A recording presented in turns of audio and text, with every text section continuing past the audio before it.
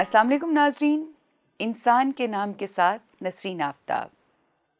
انسان کے سماجی مسائل کے حوالے سے سوال و جواب کا سلسلہ جاری ہے۔ اسٹوڈیو میں میرے ساتھ تشریف رکھتے ہیں رفیع مفتی صاحب۔ سوال کی طرف بڑھتے ہیں۔ جمیل شاہ صاحب ہیں، انہوں نے ایک انٹرسٹنگ سوال کیا ہے، برداشت اور بے غیرتی میں کیا فرق ہوتا ہے؟ دوسرا انہوں نے کہا ہے کہ بہادری اور بے وقوفی میں کیا فرق ہوتا ہے؟ پہلی چیز انہوں نے جو کہی ہے کہ بے غیرتی اور برداشت کرنے میں کیا فرق ہے، اس کے حوالے سے یہ پہلے سمجھنا چاہیے کہ بے غیرتی کیا ہوتی ہے۔ بے غیرتی دراصل بے حسی کا نام ہے جو ہم ان مسائل کے حوالے سے رکھتے ہیں جو غیرت سے متعلق ہیں۔ ان میں اگر کوئی شخص بے حس ہے تو اس کو بے غیرت کہتے ہیں۔ غیرت کیا چیز ہوتی ہے؟ اس کو اگر دیکھا جائے تو وہ یہ ہے کہ انسان کی اپنی انا، اس کا وقار، اس کی شخصیت جن چیزوں پر سٹینڈ کرتی ہے، ان چیزوں کو اگر کوئی زک پہنچائے تو انسان میں غصہ آتا ہے، شدید غصہ آتا ہے، اس کو غیرت کہتے ہیں۔ تو برداشت کرنا جو ہے نا وہ اصل میں یہ ہے کہ آپ اپنے انا کے حوالے سے، اپنے وقار، اپنی شخصیت کے حوالے سے جو سٹینڈ رکھتے ہیں، آپ اس پر کھڑے ہونا چاہتے ہیں، قائم رہنا چاہتے ہیں، اور اس میں آپ کو کچھ مشکلات پیش آتی ہیں، آپ ان مشکلات کو سہتے ہیں، بے وقاری والی بات نہیں کرتے، اپنے وقار سے نیچے نہیں آتے۔ تو اب جو کچھ سہنا پڑ رہا ہے اسے برداشت کرنا کہیں۔ صرف برداشت اور بے غیرتی ہی نہیں بلکہ انہوں نے بہادری اور بے وقوفی میں بھی فرق کے لیے کہا ہے۔ جی، یہ بھی میرے خیال بالکل اسی طرح ہی دو بالکل مختلف چیزیں ہیں۔ ہاں، یہ بظاہر لگتا ہے کہ بہادری میں بھی آدمی ایک بڑا سٹیپ لیتا ہے، وہ سٹیپ بعض اوقات بے وقوفی کہلاتا ہے کہ بھئی حماقت ہے، کیوں کیا تم نے؟ تو ان میں فرق یہ ہے کہ جب بے مقصد آدمی کوئی سٹیپ لے تو وہ بے وقوفی ہوتی ہے۔ بھئی تم نے یہ کام کیوں کیا ہے؟ تمہیں کیا ضرورت تھی؟ تمہارے سے کیا متعلق تھا؟ اگر اس کا وہ جواب دے سکے کہ یہ مقصد تھا، یہ وجہ ہے، تو پھر وہ اس نے ایک بہادری کی کوشش کی ہے۔ اور اگر کہ نہیں بس ویسے ہی یا اوور کانفیڈنٹ ہونے کی وجہ سے، تو اسے بے وقوفی کہیں۔ اگر سوچ سمجھ کے آپ جب چلتے ہیں اور نپے تلے قدم اٹھا کے کوئی ایکشن کرتے ہیں تو وہ بہادری کی ضرورت ہے۔ با مقصد ایکشن جو ہے اسے بہادری کہیں گے، اور بے مقصد ایکشن اسے ہم بے وقوفی کہیں۔ سعید جان صاحب نے ایک اور سوال کیا ہے جو بڑا ان کا پرسنل سا میٹر لگتا ہے، لیکن اس میں ہم بہت سارے لوگوں کے لیے پیغام ڈھونڈ سکتے ہیں۔ وہ یہ ہے کہ قوت فیصلہ نہیں ہے، وہ کہتے ہیں میرے میں، اور وہ کون سی چیزیں ہیں جن کو میں اڈاپٹ کروں تو میرے اندر قوت فیصلہ پیدا ہو جائے، میں ہر جگہ پہ بہترین طریقے سے فیصلہ کر سکوں۔ قوت فیصلہ کے نہ ہونے کی وجہ یہ ہے کہ انسان کے ہاں کچھ اصول، طے شدہ اصول نہیں پائے جاتے، یعنی جو معیار بنتے ہیں کسی اقدام کا، مجھے اس طرف بڑھنا ہے یا نہیں بڑھنا۔ یہ بنیادی اصول وہ طے کر لیتا ہے کہ جیسے میں مثال دیتا ہوں کہ ایک مسلمان یہ طے کرتا ہے، اس کے ہاں بنیادی اصول ہے کہ مجھے خدا اور رسول کی نافرمانی نہیں کرنی، تو اس کا مطلب اسے ایک بنیادی گائیڈنس مل جائے گی کہ میں خدا اور رسول کی نافرمانی نہیں کرنی۔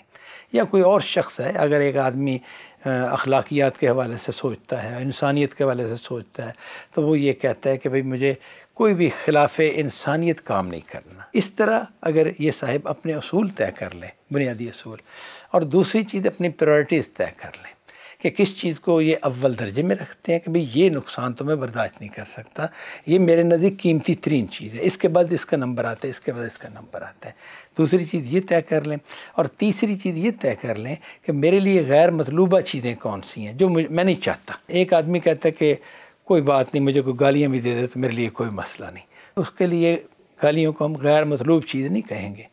لیکن ایک شخص کہتا ہے کہ نہیں، میں فلاں فلاں معاملے میں صلح نہیں کر سکتا، اس کو افورڈ نہیں کر سکتا، میں نہیں مانتا کہ میرے ساتھ یہ رویہ ہو۔ اگر کوئی انسان یہ چیزیں طے کر لے کہ اس کا بنیادی اصول کیا ہے، اس کی پریورٹیز کیا ہیں، اور اس کے لیے غیر مطلوب چیزیں کیا ہیں، یعنی غیر مطلوب واقعات کہہ لیں، غیر مطلوب چیزیں کیا ہیں، یہ طے کر لیں، تو پھر اس کے لیے فیصلہ آسان ہو جائے گا۔ سر یہ اب نیکسٹ ایک سوال ہے جو ہمیں باکس میں تو نہیں آیا، لیکن پرسنلی کسی نے ہم سے یہ پوچھا تھا، اور میں چاہتی ہوں کہ آپ اس کا ہمیں جواب دیں کہ نہ صرف ایسٹ بلکہ ویسٹ، بلکہ مجھے تو لگتا ہے پوری دنیا میں ہی عورت کو کم تر حیثیت دی جاتی ہے آدمی کی نسبت۔ کیا اس کے پیچھے مذہب کھڑا ہے، کیا یا معاشرہ ہے، یا کوئی پرانی روایات ہیں؟ کیا وجہ ہے کہ عورت کو کم تر سمجھا جاتا ہے؟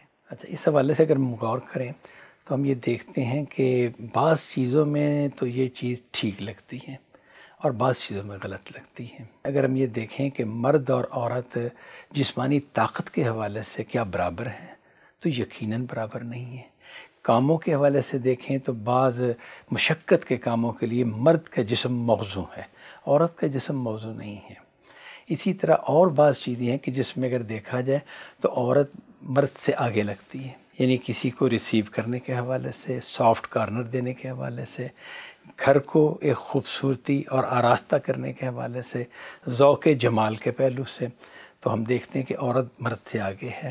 اور ان پہلوؤں سے جو محنت اور مشقت کے پہلو ہیں، یا دنیا میں جیسے جس کے نتیجے میں، یا یوں سمجھ لیں کہ جب جنگ کا موقع ہوتا ہے، جب معاشی جد و جہد کا میدان ہوتا ہے، تو اس میں مرد ہمیشہ سے آگے ہے عورت سے۔ بظاہر ایسا لگتا ہے کہ آدمی جو ہے وہ طاقت کا سمبل ہے اور عورت جو ہے وہ محبت، نزاکت اور جی بالکل۔ اگر ہم یہ دیکھیں کہ انسانیت کے حوالے سے دونوں کا معاملہ کیا ہے، تو اب یہ دیکھیں دونوں کو بھوک لگتی ہے، دونوں کی ضروریات ہیں، نکاح کی، شادی کی ضروریات ایک جیسی ہیں، دونوں کی بیماری میں علاج، دونوں کو دکھ غم ہو، ہمدردی، تو یہ سب چیزوں میں ایک جیسے حقدار بھی ہیں اور ایک جیسے محتاج بھی ہیں۔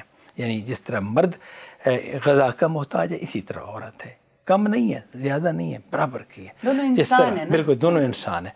تو انسانیت کے معیار پہ دونوں بالکل برابر ہیں۔ کہ اخلاقیات کے پہلو سے اگر دیکھیں تو تب بھی یہ بالکل ہی برابر ہیں۔ یعنی کس پر زیادہ وفاداری لازم ہے، مرد پر یا عورت پر؟ دونوں پر ہی ہے، ٹھیک ہے نا۔ کس کے لیے ایثار ایک بڑی خوبی ہے اور کس کے لیے چھوٹی ہے؟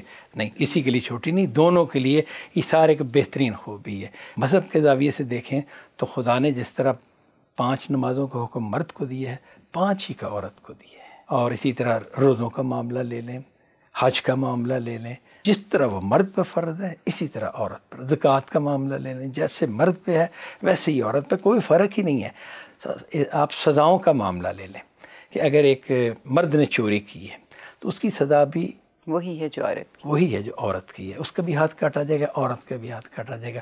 تو اس کا مطلب ہے کہ اسلامی سزاؤں کا معاملہ دیکھیں تو وہ بھی مرد اور عورت کو برابر ہیں۔ تو مذہب میں تو بالکل ہی برابر ہوا۔ جزا و سزا کا مسئلہ لیں جو آخرت میں ہوگی، تو وہاں بھی ہے کہ قرآن مجید میں بہت جگہوں پر آتا ہے یہ کہ دونوں کے لیے جو بھی نیک عمل کریں، ایمان رکھتے ہوں نیک عمل کریں، خدا کا اچھا وعدہ ہے، جنت کا وعدہ ہے۔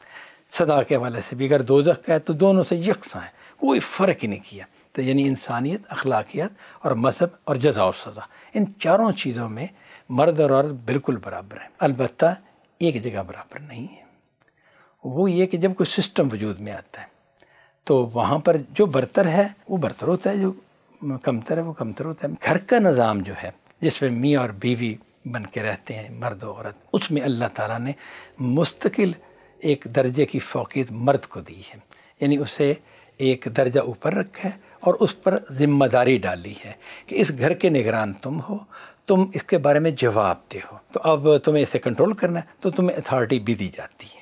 وہ اتھارٹی یہ دی جاتی ہے کہ تم اسے لے کے چلو گے۔ اس اتھارٹی کا ظہور اس طرح ہوتا ہے کہ کسی معاملے میں اگر میاں اور بیوی میں اختلاف ہو جائے اور باہم افہام و تفہیم نہ ہو سکے تو آخری رائے مرد کی چلے گی، یہ ہے اس کا مطلب، ورنہ اس کے بغیر تو سسٹم چل ہی نہیں سکتا نا۔ امید ہے آپ کو آج ہمارے جواب پسند آئے ہوں گے اور ایک دفعہ پھر آپ مزید سوالات کے ساتھ ہمارے پروگرام میں شامل ہوں گے۔ تب تک کے لیے اجازت، اللہ نگہبان۔